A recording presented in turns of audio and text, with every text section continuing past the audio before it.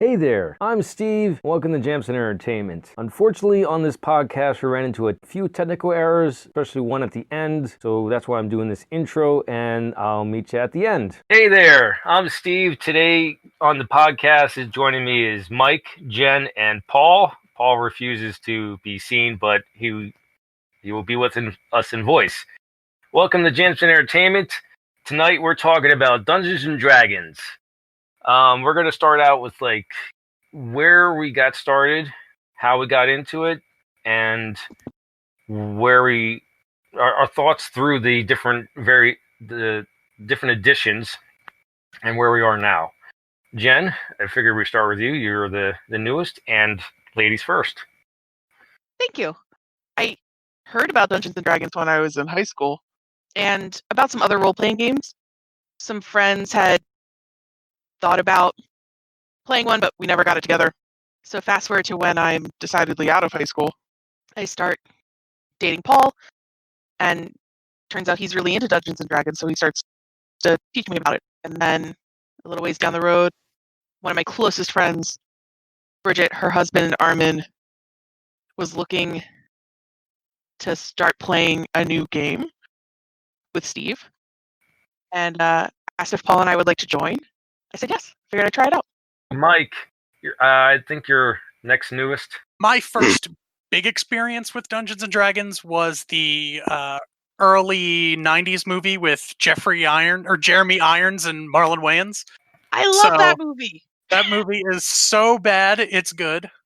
But I have a sordid history with Dungeons and Dragons. I was never really big into the role-playing aspect. I thought it was kind of goofy. I thought it was kind of weird, and it made me uncomfortable until I played a one-shot with a friend of mine from high school. His name Matt, and one of his friends, his name's Steve.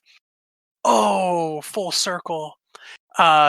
Steve, at this time in his life, was we had all just graduated high school, and Steve was into performing arts. He was a drummer in a band and all this, that, and the other, and he made the experience hilarious for this one shot. It was one of those mid 80s, you buy the pack and there's pre-made characters and you're supposed to do the whole event in one day. So I played the paladin because he was the easiest character to play in the pack, and he played the wizard, and he changed the wizard's name to Shakamaxin Fandango Constantini. And every time he casted a spell, his character would scream, Shakamaxin! And through the entire experience, this trauma performing arts kid was just screaming, Shakamaxin! At every enemy we fought. I guess that counts as a somatic or a verbal component? Yeah. At this point, I don't even know what you just said, so words. So that was a blast. Then I took some time off. I ended up playing again after college. I came home. A buddy of mine was running a campaign, and it was like anime, the Dungeons and Dragons. It was really weird. I was still not into the RP stuff. I just kind of wanted to smash things. So I made a barbarian with monkey grip, so he could dual wield big old sticks, and his name was Crunk Diego, and he couldn't really talk, so the party would just kind of point me at stuff, and I'd swing around and break things. But then he went full weeaboo on us, and we went to the hot springs and upgraded our powers so we could face the enemy, and it sort of became too Naruto for me, and I had to step away. And there were other things, but I prefer not to divulge too many things until maybe later. But now I have a new group. They convinced me to play again, and we're actually playing Pathfinder 2, and I'm playing a barbarian again, but he is a barbarian with a bear animal spirit, so every time he rages, his head and his arms turn into a bear head and bear arms, and he eats people, and it's awesome. So he had the right to bear arms? Oh, he did, and he exercised that right Jesus Oh. H. all Christ. the time. Coming in hot with the dad jokes. Hey, is- you know, if you're gonna this go is- in with, I this is the guarantee you that was quality his plan. content. Yeah, This I is the guarantee. quality content that the Jamsin Entertainment crew wants to hear. There you go. There's a crew. I didn't realize we actually had viewers. There's 3 of us. Oh, okay. Hey, that's better than somebody. Let's see. I have the longest history of all of you. I started D&D back when I was 5, and we played it when my brothers came home from college. So that was old first edition, not basic, but first edition. And we kind of went from there into second edition when that came out, bought all the books, had a good old grand old time with all that nonsense. Played it with a group of 13-year-olds. That was an entertaining experience for nobody. Found out there was third edition, refused to play third edition because it sucks the sweat off a dead man's balls. Fourth edition, I actually did demos for back when WotC was pushing that, and it was awful too. And then recently, fifth edition came around, and I looked at it, thought it was stupid. Then I actually got to play it, thought it was less stupid. And then I actually got to look at the rules. The rules actually weren't half bad. They remind me a lot of second ed. I got my start. We went over to my friend's cousin's place, who had a kid that was probably a couple years older. If we were in like 7th and 8th grade, he was probably a freshman, sophomore in high school, and he DM'd for us. I had no idea what Dungeons and Dragons was. I had no idea what a character sheet was. Nothing. They asked me, like, what do you want to call your character? I was like, I'm going to call my character stupid. And since I didn't know how to direct my character, the DM did it for me, and I just running into walls and getting killed. How is that different from now? I'm doing it myself instead of someone else doing it to me. Oh, come on. I'd like to think I actually do my share of making your life hell. But shortly I don't after do it, that, who will? Yeah. But shortly after that, my friend Chris, he did like solo campaigns, or me and a couple other friends. But mostly we did was open up the monster manual and fight whatever monster it was. And sometimes it'd be like an impossible monster, but he still let us take a swing at it. I haven't had many DMs, but he's my favorite DM. Start a campaign, like no prep work, no nothing, just because he just knows all the rules up here. And he's just great, especially improving. So that's how I got into it. Mostly played second edition, played some fourth edition. Fourth edition does suck because there's no real character creativity. You have these sets, you have a little wiggle room, but other than that, this is your character and this is your progression. That's why I like fifth edition. It's the most homebrew friendly. Yeah, the problem with 4 was that it had a lot of the cookie cutter character, is what I call it. And you basically pick a template, you play that template, you can call him whatever the hell you want to call him, but it's still a crap character. Right. The issue I heard about 3 was that the rules worked, but they were so damn complicated it wasn't worth it. They were complete garbage. There's a reason the 3.5 came out, and the reason the Pathfinder came into being is because 3 sucked. It had nothing of any redeeming value, sadly. It wanted to. You could tell it wanted to, because it tried to clean up a lot of the issues with the first and second edition, like to hit armor class 0, aka THAC0. Yeah. And it tried to do a couple other things that it just didn't do near as well. And then it decided, hey, well, we can't make it work properly, so let's chuck a whole bunch of extra shit in there.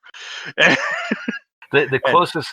And that's where we got our feats. That's where you got all your extra, like, what do they call them? I can't even remember what the hell they're called, but they're like special classes on top of the classes that make you super special awesome with your super special snowflake powers. And every single class had one, and they were all kind of terrible, or they were disgustingly overpowered. Well, I mean, that was like the one thing I liked about fourth edition, the feats. Instead of just rolling, you have those now too. So I mean, right, but it started there. Instead of just rolling to hit, you could do something pretty cool instead of something generic. Second edition had it too. First edition 1.5 had it, which is called Innate Abilities. It's just happened to be that like a paladin had certain innate abilities, like the ability to lay on hands and stuff like that, and it was very strict in its behavior. One of the really annoying things about it, especially in the case of like the paladin example, was you had to be lawful good. Well, the problem with lawful good is that it doesn't work too well with parties that tend to be murder hobos. Well, that's why you just be an anti-paladin. Yeah, that's just chaotic evil, and that's not going to work either because they just want to kill everybody, and if they don't like the way you play, certain players will just try to kill all your characters off, and then you have to smack them in the back of the head, and you just can't deal with that. So the anti-paladin wasn't great unless you were playing a very specific group. Then they came out with, like, third edition came out with the different Blackguard and other such nonsense where you had a fallen paladin. They didn't necessarily have to be evil, but they were still kind of evil. They weren't like root level evil, but they were pretty evil. Yeah. And now with 5th edition, you can kind of do whatever you want. Yeah, they made it so that it didn't have to be I'm a cleric on steroids. It's more, what do you want to do with your character? When you want to do that with your character, you can do it.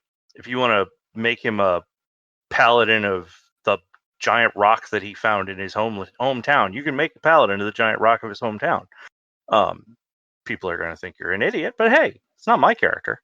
Well, 5th edition, it's more like it has the core classes, and then each of those have like 5, maybe 6 subclasses, and then those subclasses have their own little variants inside of them. Yeah, but it really doesn't get too. Jenny would understand this better. The taxonomy doesn't get too spread out. It doesn't go all over the joint. You can't really. I mean, there are some overlap. Like, for example, you've got your Eldritch Knights and all that nonsense. You've got rogues, a rogue subgroup that actually has spells. It's like, the hell? What? No. That's the kind of crap that you used to do multi-classing for way back in the day. Now, we had multi-classing in 2nd edition and 1st edition too, but there were rules behind it. In 3rd edition, they basically said, you know what? Screw that. We're just going to make everybody class up the way we want them to. So if they're 3rd level in this and they decide they want to take some magic user, they can take some magic user. Where it used to be you had to start with like a thief magic user. And they leveled up at the same time, but you split them down. Now it's, okay, I've got 3rd level rogue, but now I've got 1st level wizard. And now I can throw a spell and stab someone in the back.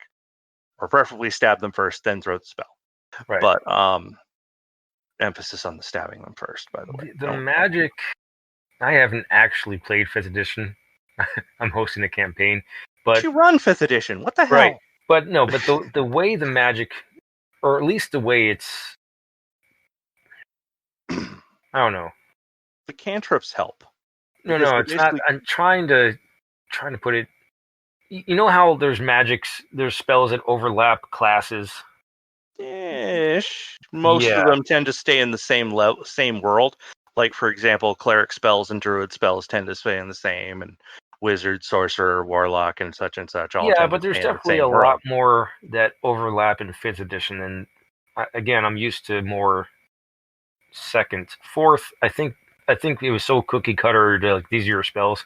But yeah, 2nd, 4th you didn't even have spells. You basically had abilities that you could use X amount of times. Now, but second was like, these are priest spells, these are wizard spells, and then these are the different schools you can do in wizard spells. These are bard spells.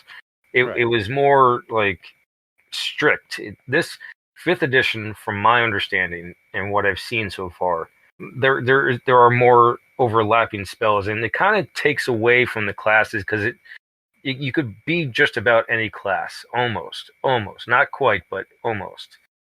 If you build the right character, you could probably cast just about anything. You got to go. With 5th edition, you actually have to find a way to cross borders to pull that off. Now, a cleric who decides they're going to take some warlock, that's different because now you can use your spell slots and the spell slots that you're given to you by your warlock a little more interchangeably. Plus, you have access to things like warlock cantrips. And so you've got access to that fun stuff. but you don't have wizards that can cast heal wounds, for example. Not really. They might have something that vaguely approximates it by stealing energy from somebody you kill and giving it to someone else. But honestly, wizard spells tend to stay wizard spells, and cleric spells tend to stay cleric spells. Now, where you're going to see some offensive mishmash, if you will, is when you're talking about offensive spells. In particular, Jenny's playing a what is she? A Tempest Tiefling. cleric? Yep. Yeah, I don't care about the race. I'm talking about the class. But she's You a asked Tempest who I was cleric. playing. I did. I'm sorry You to hear need to that. understand her in her totality. Thank you. No, I refuse. Especially since I'm playing a changeling and there is no totality. Anyway, regardless of that, we're talking about a cleric here. Now, she's a Tempest cleric, which means she has access to the good old-fashioned group of cleric spells, but she also has access to the handy-dandy little war spells that are given to her by that particular god. So she can do things like Thunder Wave. Thunder Wave's actually a really badass little spell for crowd control. All you got to do is just kind of open the door and say, "Screw you!" and they go flying across the room. And then you just shoot them till they die. It works pretty standard. But your average cleric doesn't have access to that. I'll give you another example. I have a war cleric in another game. He's big and mean and likes to beat things over the head with hammers and doesn't really do a whole lot of the healing stuff. But that's fine. Not regardless. Race isn't important in this. But giving them context. I appreciate that, but you're really just kind of interrupting. That too. You're talking a lot. Yeah, that too. Okay, fine. Bite me. I won't talk anymore. So favorite moments. We'll start with you, Mike. Favorite moments you've had in the campaign so far. This was recently, right before COVID took away my ability to play with my group. We were murder hobos. We're exploring this this like guard tower that had been I don't know, like ransacked and taken over. And as we're going through, you know, we're killing goblins, and you're like your standard on par kind of things. We get to the top floor of this tower, and we come across a necromancer who's just like raising people. And two of our party members just sort of like to talk and get us in trouble. So my character goes back downstairs and grabs the corpse of a goblin, and I bring it to the necromancer, and I'm like, "Hey, are you the CEO?" And he's just like, "What's the CEO?" It's like the chief exorcism officer. I keep getting closer and closer and talking to him and telling him that like I'm just an intern, you know, and I need a good reference and I can't be terminated because it's my first week on the job. And I just kept getting closer and closer to this necromancer, and just closer and like crying. Like my character's like literally crying, and my dungeon master has no idea what to do. And he's just like, "I'm gonna fuck it. I'm just gonna play along." Oop, we just lost what's it called? Any monetization chance. And he's just like, "I'm just going to play along and it's going to be awesome." And I finally got up close to the necromancer and then hit him with the corpse of the goblin. So, and then the fight started. That lasted about 15 minutes and is probably like what cemented me on the roleplay aspects of Dungeons and Dragons and Pathfinder. Nice. Jen, do you have a favorite moment? Yeah. So for the people watching, our group has 3 other people in it. And one of them is like one of the nicest human beings you'll ever meet. His name's Armin. And he's playing a paladin? Half human paladin? I think he's a paladin. I'll remember better than I do. Yeah. Half-elfin paladin. Yeah, okay. Yeah. And I guess, I don't remember. Paul, do you remember, were you the one that found out he could do like the extra special spell thing after he had leveled up? You mean smiting? Yeah. Like he hadn't known he could do that, and you like mentioned it when we were starting the game because you like read it and you told him. And so then we're in the middle of the game and we come up against the big bad. He steps up and he says he's going to use this power, and then he like rolls amazingly, right? And the big bad who we were supposed to like have to fight for a little while, he just kills. One shot. Board. And we're all like, yeah, dude, you just killed him. And then you could see Steve was like a little disappointed because like the big bad just died on the first shot. And then Paul like points that out. And so for the rest of the evening, Harvey kept apologizing for killing the bad guy. That was like most of the evening, and then Norman was And like, I was like, dude, it was awesome. You were supposed to kill the bad guy. Don't apologize. yeah. Yeah, At he felt least it bad wasn't for the big killing the guy in all one shot, and nobody else got to play. But there were like 4 spiders, so if people got to play, they just were like, Yeah. it's Exactly. okay. We don't care, Armand. You killed the bad guy. Technically, It you was win. good. I also thought Paul's valiant death of his first character was pretty amazing because that was a battle that took a really long time, and then the next thing we knew, his dude was dead, and we were like, "Wait, what just happened?" Yeah. Somebody over-leveled their monsters when they threw them at us. I did not. You went in the middle of 4 of them. Well, no, you had 4 of them gang up on one person. I remember you going under their legs to fight them. Yes, to distract them from the 4 that were already attacking on the one person. So Remember? see, you put yourself in that danger. Yes, but you'd already almost killed Jenny. I was on the Jenny verge had dropped to of being 0 killed. hit points. I think that was still the module. Uh-huh. Yeah. So Sure. I didn't put We're gonna blame the Lost Caverns of Phandelver. Sure, we are. I see how it is. Never But I blame don't your know. DM. That's right. I already read that thing. I know half the magic items we were supposed to get got lost somewhere in the shuffle. Oh, Now I know what rooms they were in. Well, you need to explore. No, they were the rooms that we were in supposed to have the Ring of Invisibility in it. oh. Well, Or it's no, too I'm late sorry, now. it was the Ring of Protection +1. And your I new honestly can't character is remember. pretty darn Suck. cool. So it was fun being able to like control what you said to the group because you were supposedly telepathically talking to me. That was fun. Yeah, that character Root was an interesting character. It was an interesting concept. So in the Forgotten Realms, which is now the primary world, it used to be Greyhawk. We're not going to get into that. I'm not going to bitch about it. There's a race of halflings known as the Ghostwise halflings, and they essentially made a vow. Now it's a racial trait that they would never speak until they had redeemed whatever this great shame that they had brought on their race. So instead of talking, they have a telepathic basically one-way telepathy to anyone else. And I decided I don't care about any vow or any such nonsense. I'm lawful evil. Or at least I was gonna go lawful evil. And then Steve's like, no, I think neutral evil is better. And that's actually worse in the circumstances because that just Then makes you me a were a monster. murder hobo. No, I was a sociopath, actually. You were not. No, murder hobos just kill. Yeah. Root had people mounted on fence posts. It had a purpose. Yes. We were trying to deter their fellow bad guys. By from the way, attacking this is the a town. chaotic good tiefling that's trying to justify this, by the way. Justification Barbie! So, yeah, Root proceeded to coerce everybody to not only kill all these people, but mount them on stakes so that the bad guy might actually run away in fear. Really, he just wanted to murder people and show it It off. almost worked. We were really close. Well, it almost worked because we ran out of red brands to kill and mount on the wall. Luckily, What's we your did not point? run out of wall. We Wait. could have put the citizenry there, too, if it had really come down to it Oh, God. No, because they didn't do anything bad. at the time. All right, Paul. So what's your favorite moment, or you probably have more than one favorite moment, but maybe one or two or three. I have way too many stories.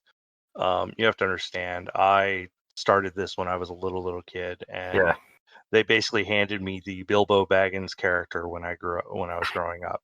It was actually, honest to God, a halfling thief. They made this mistake of giving him a girdle of giant strength. That was probably not their best plan. But he got arrested. He got arrested a lot, but he got arrested and thrown in jail. Now, 5-year-old me understands he doesn't want to be in jail. Maybe I was 6 at this point. Fuck it, doesn't matter.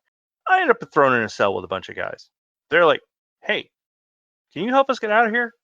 Apparently I could, being like a, 8th level thief or something like that at that point. And they were a bunch of assassins who had also gotten thrown in jail. I proceeded to let them out, not knowing what the hell an assassin was. And remember, at this time it was 1st edition. Every assassin was a form of evil. I was playing chaotic good at that time. So a little kid has no fucking clue. And we made a break out of the jail before the rest of the party could actually try and break me out of jail. Because here they were formulating a plan, and apparently I managed to break myself out with about 6 other guys. And from then on, they owed me a favor. And that was the group. This was like I said, my family group. My mother was our cleric. My brothers were various characters in the group. My brother Alan was our dungeon master. And so we were all part of this, everyone except for my dad. And we had quite a following. We ended up with way more NPCs than there were characters at one point. Literally, our main character, which was our Frank, our leader, had an army behind him. People didn't like it when we came to town. Oh, God. Oh. No, they didn't like the idea of an encampment outside of their town. I like the Mongo story with when your My brother wizard? Alan's Mongo. No, you're Ah, maybe it that's wasn't Mongo. Shadowrun. No, that's When- Shadowrun. Oh, that's Shadowrun? That's Shadowrun. We're When talking the guy D&D. left his body?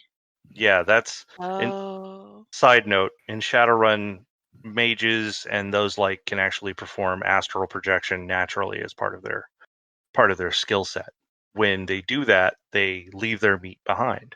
That's where she's going with that. I'm going to stop that there though, because this Sorry. is D&D supposedly. Yes. So, well, wait. So then, which Mongo stole the kids' candy? That would be my brother Alan. I like that story too. So Alan played Mongo like Mongo from Blazing Saddles, except a little more kid friendly. And at least as far as I know, he's a little more kid friendly. He did this at the tournament. Anyway, he's playing a character with a intellect of 3, the lowest you can possibly roll. And Mongo refused to refer to himself in the first person. It was always Mongo this, Mongo that, Mongo hungry, Mongo take. And the party ends up in town at one point. They're all about doing their thing. And Mongo is gigantic, violent, huge, and perpetually hungry. And at that time, they're like, Mongo's awful quiet. Then they hear, Mongo hungry. Okay, Mongo, we'll take you to an inn and feed you in a minute. Well, they're trying to go about doing their roleplay. Mongo hungry. Shut up, Mongo. Mongo liked candy. And that was their first mistake. Because as soon as they realized that he said something specific, that meant he saw the specific thing. And they're like, wait a second. And all of a sudden they hear, Mongo take. The next thing you know, it is devolved into Mongo licking a lollipop on a stick. There's a child crying. There is a woman screaming at Mongo. And there is a police officer beating on him with a stick. It has no effect. Needless to say, the entire group is now arrested because they attempted to get involved. They all end up in jail. Mongo gets hungry again. Mongo hungry. Mongo, we're in jail. No one cares. Goes to the guard or bangs or kind of pulls on the bars and goes, Mongo hungry. The guard comes and pokes him with his stick. Mongo proceeds to grab stick, slam the guard into the bars about 5 or 6 times until he falls unconscious. The rest of the party take the keys and everyone leaves. Very old story. So, favorite characters you've played? I know, Jen, you've only played one. But if it's not your favorite character you've played before, what would you like to play in the future? Start with Paul.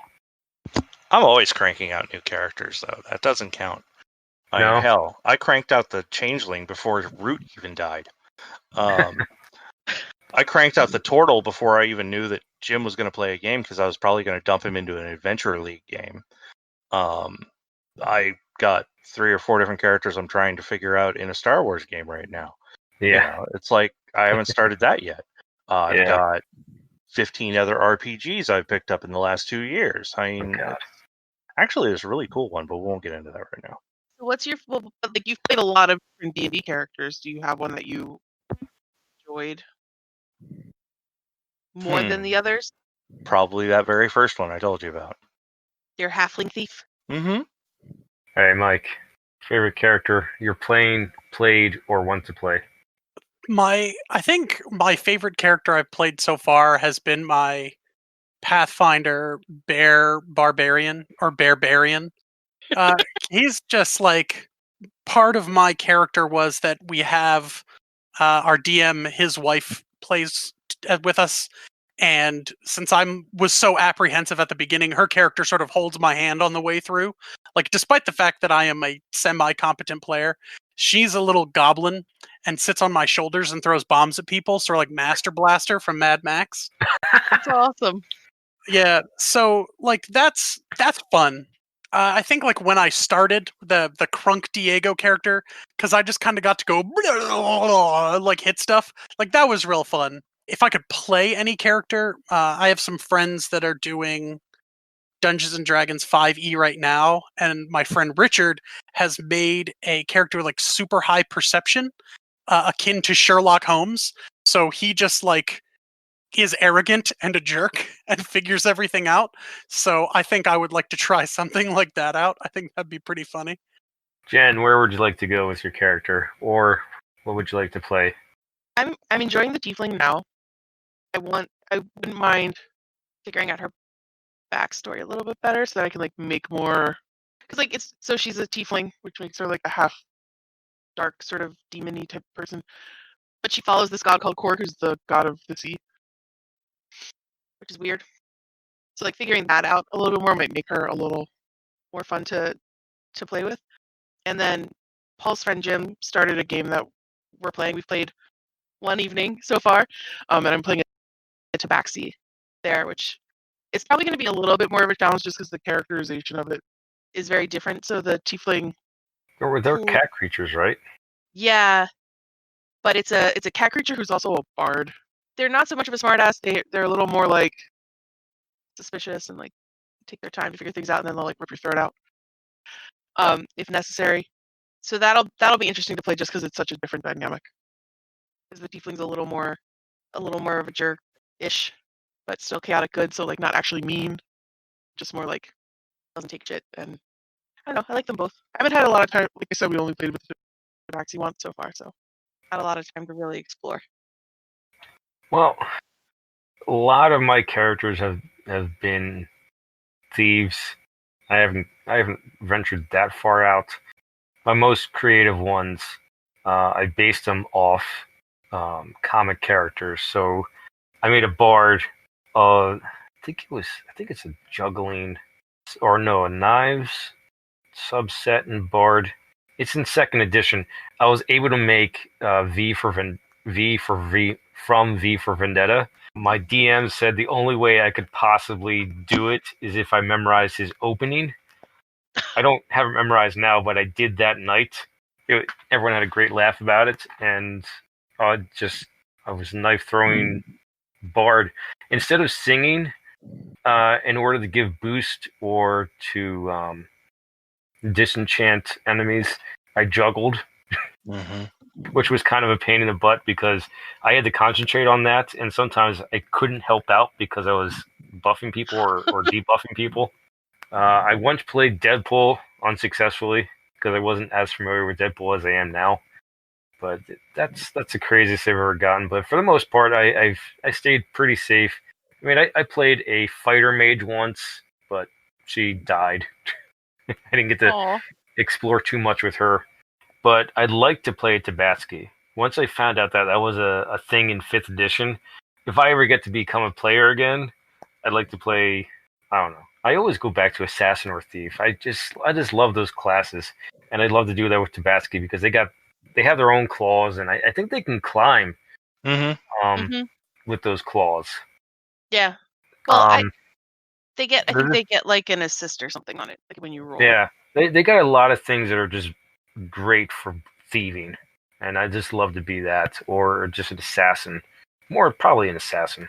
Have any of you played D&D video games? For instance, D&D Heroes, which is probably the closest I'll ever get to playing 3.5.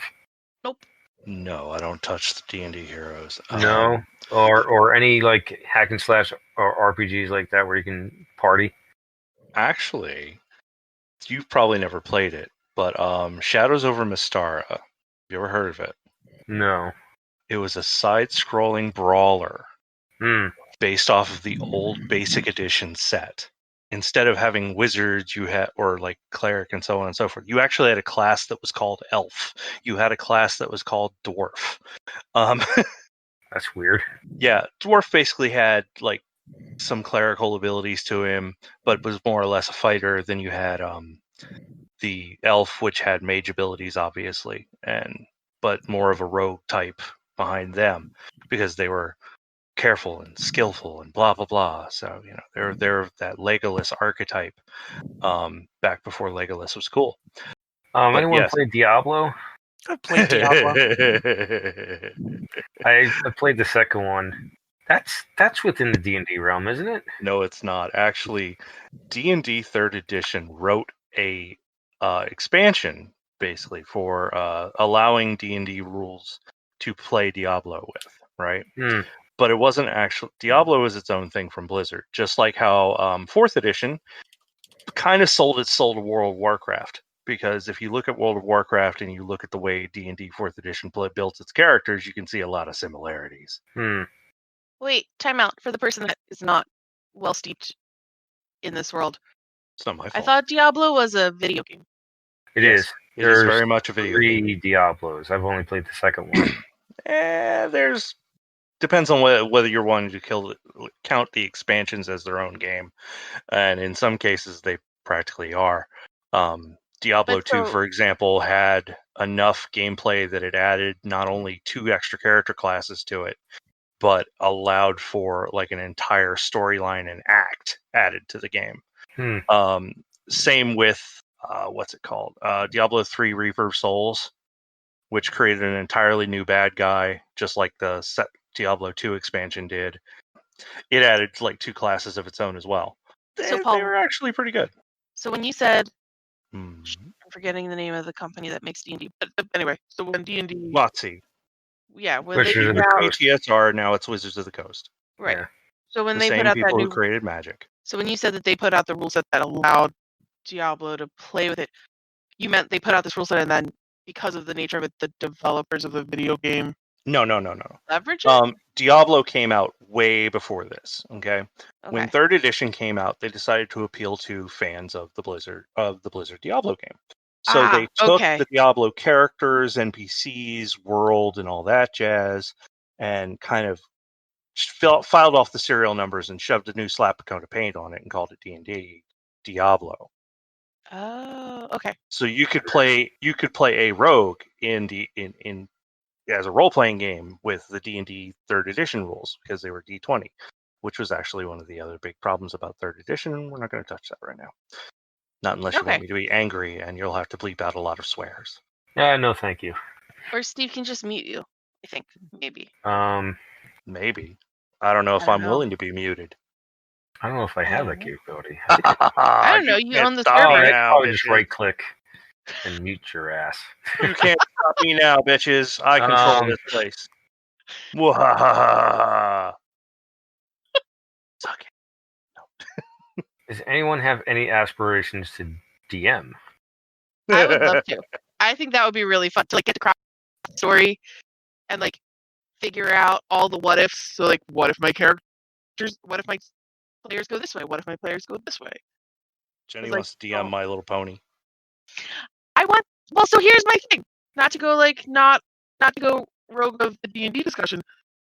D&D is very complex. There's a lot of history and lore to it, and there's a lot of rules, right? Like it's very, very rule heavy. So like having that be the first thing I DM feels like not just diving into the deep end. It feels like diving off a high dive into the deep end when you still have floaties on. Like just doesn't seem like a good plan.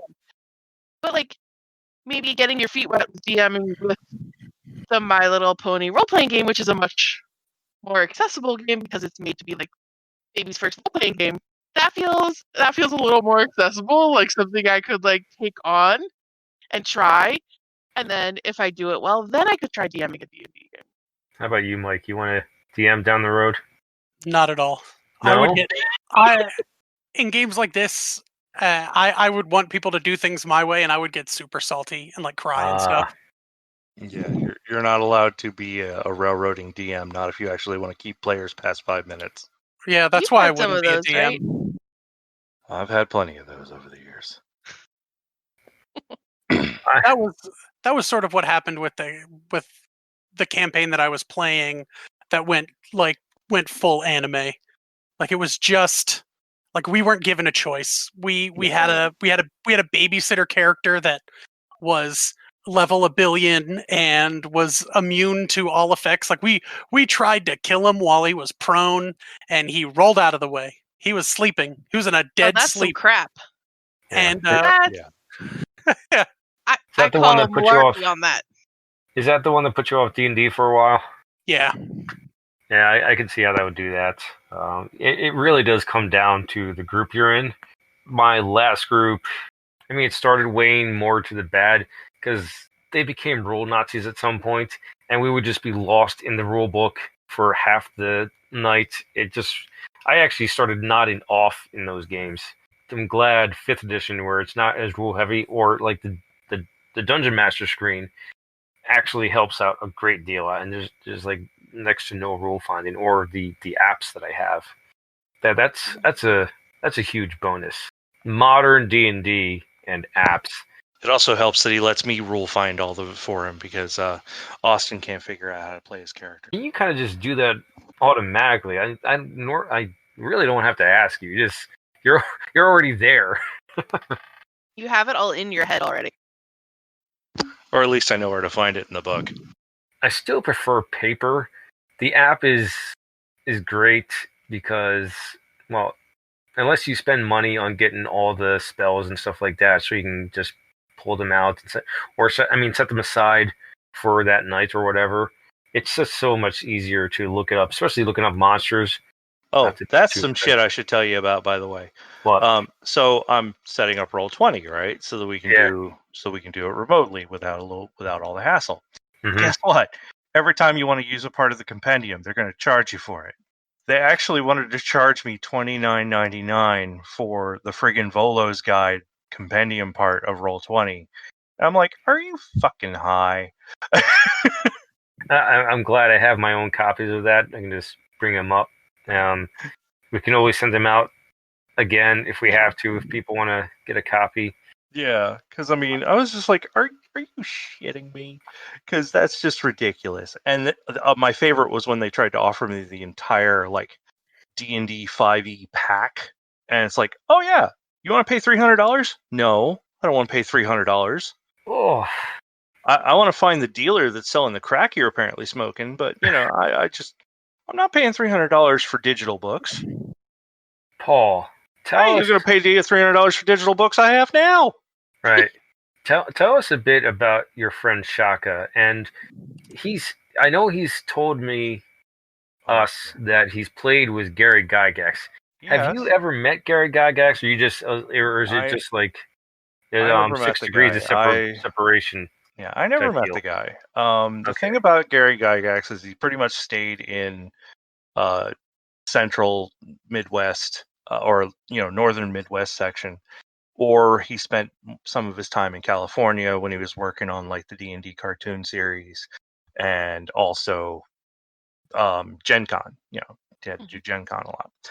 But I never met the guy. Yes, Shaka did play with him because he was big in SCA, Society for Creative Anachronism, and he was also doing various conventions in lots of different places on the East Coast.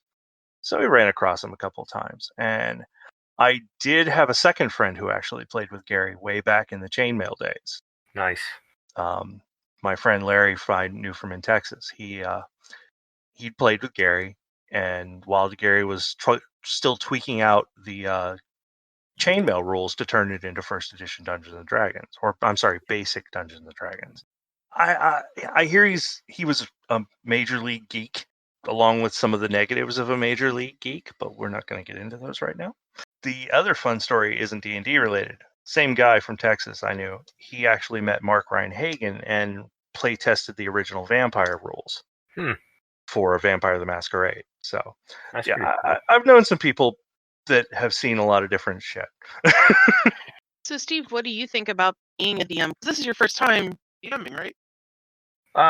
Second time. I DM'd for my last group, not too successfully. Well, I don't know. I think Paul complains about me overpowering my creatures. Just that one time. you Just that I one really time. because they were coming up with these like super characters that are like level 1, but they can just destroy. Basically, I overdid it because I was like, they're gonna build these characters that can just deal 100 damage with one strike or whatever, because they delve deep into second edition and it was all legal. I don't know how, but they dove deep and they just made these super characters, and so I was like, I gotta throw these big monsters at them, and they just had a hell of a time with it. So the big key with that problem is that you can't let them run roughshod over you. Yeah. And you've let me get away with a little more than I probably should have in the past.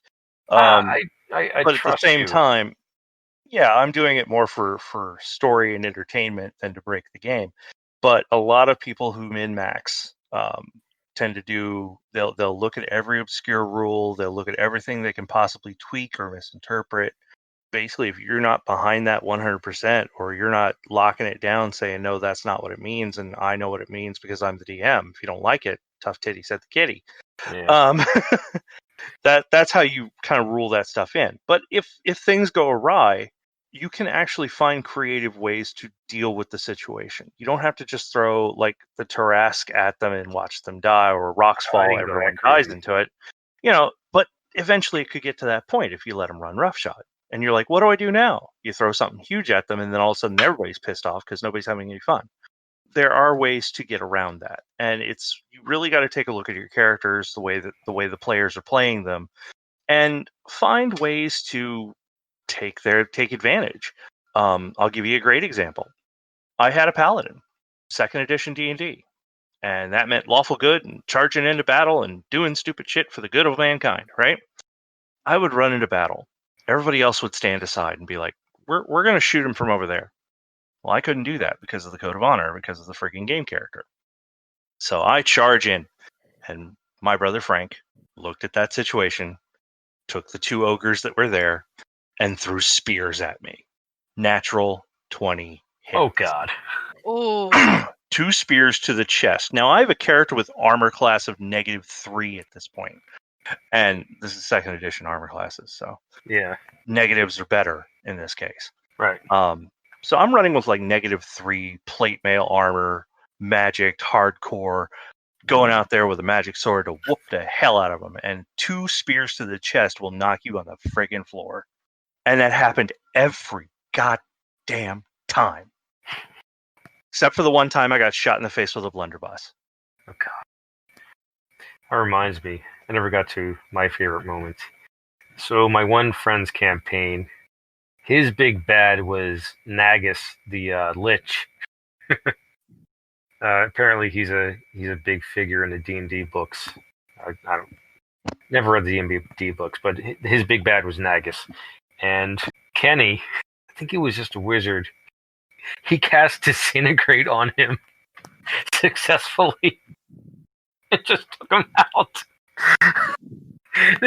This big bad that my friend Bob was building up to this entire campaign, taken out with just one spell.